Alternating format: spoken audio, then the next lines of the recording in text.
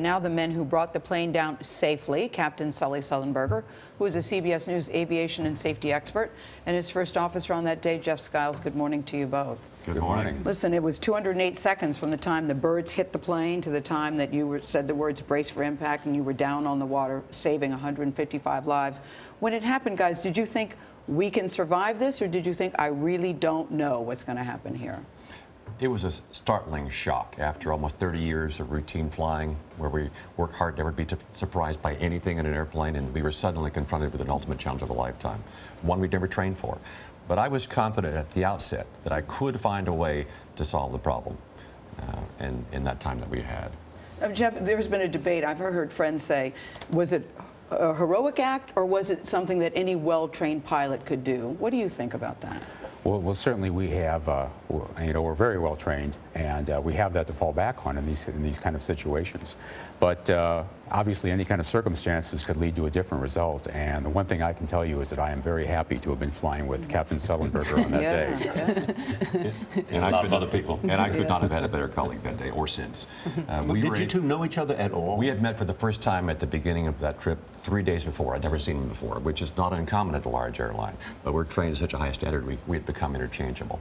And this was his first trip, series of flights on the Airbus after having been trained on it, after having been transitioned from the aircraft to the 737. So he was brand new to the airplane. Describe for us again that moment when you made the decision, when you said we're going to have to land on the Hudson. I chose the least bad option, but I was happy to have it.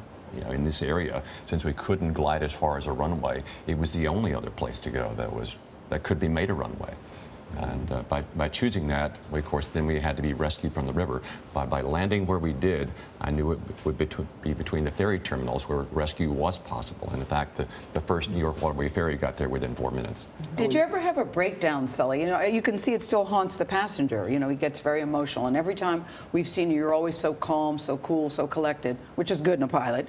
But did you ever have a moment where you go, oh my God, I can't believe we survived? Did you ever cry? Did you ever say to Lori, I can't believe that this has happened? Did you have that moment, either one of you? No, but I called home late that night and talked to Lori for a subsequent time. And I said, I think our lives have changed forever.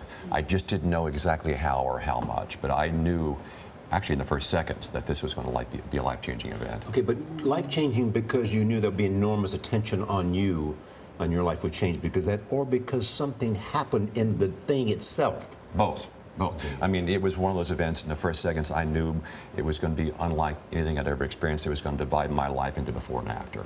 I knew it was going to be the challenge of a lifetime that I had to find a way to solve. But it also provided opportunities like this one to have a greater voice that we now both have about things we've been passionate about and cared about our whole professional lives, like the safety of the traveling public. What have we learned 5 years later about safety in flying?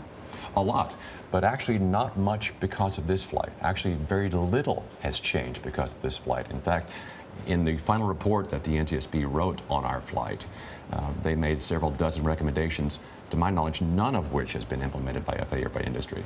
It's been instead the Buffalo crash a month later in February 2009 that has led to changes, and only because the families of the victims have been such ardent advocates on Capitol Hill. But let me ask you this, because we've been talking this morning because CBS News obtained that footage after the Asiana crash where that young woman was run over twice by a truck and killed.